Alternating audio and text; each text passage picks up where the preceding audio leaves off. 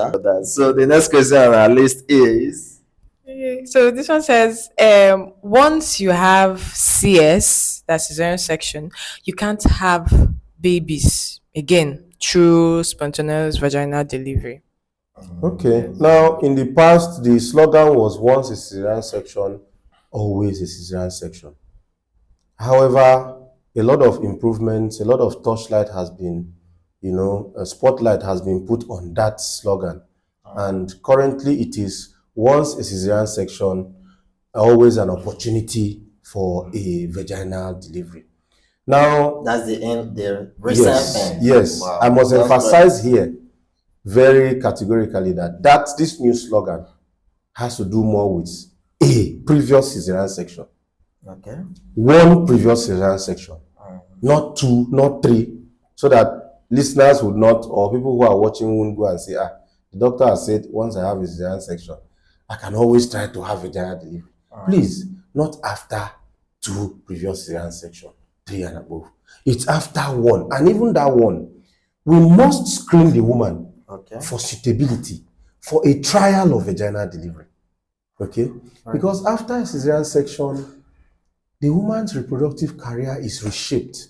Why? Because that womb that carries the baby and has to undergo labor, contraction and relaxation, stretching, has an area of weakness that could give way during labor. So there are a lot of questions we want to ask the woman who has had a previous cesarean section to keep in view if she has a chance at vaginal delivery. And we've had successes with that. So those criteria, of course, we select them when the woman comes. We look at her, we ask her questions with respect to the reason for the previous cesarean section, okay, her recovery period, how it was, and how long she spent before getting pregnant again. These are just 3 of a few other things that we asked to see if we could give her a chance at vaginal delivery. Vaginal delivery, cesarean section, they are all modes of delivery. Gone are the days where people all just thought delivery could only be achieved by vaginal delivery. And so in those days, a lot of women died trying to give birth with their babies inside, and they had to be buried with the babies. Some cultures now said it is bad to bury the mother and the baby, so they will just open up the woman, bring out the baby, and bury them separately. Discoveries were made that indeed, it's not every woman that can deliver vaginally. Not because God is wicked to them, but issues concerning the birth canal, the structure of that birth canal, the size of the baby she's carrying, will not permit vaginal delivery.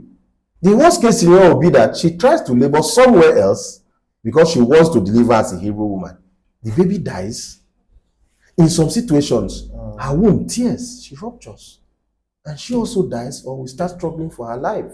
Okay, so please, women should gradually begin to embrace the fact that cesarean section has come to stay as a formidable mode of delivery. And we have helped a lot of women, helped families, bringing joy to those families by just doing the cesarean section. Improvements have been made, so much so that the deaths that used to occur in the far past when it started, antibiotics, blood transfusion, skills of the surgeon, have all brought those to the least barest minimum. Okay, so but that doesn't go to say that cesarean section is not just done because we want to do it. It is indicated, meaning there must be reasons why we want to advise a woman, either as an emergency procedure when she's in labor or when she has not even gone into labor, to consider cesarean section.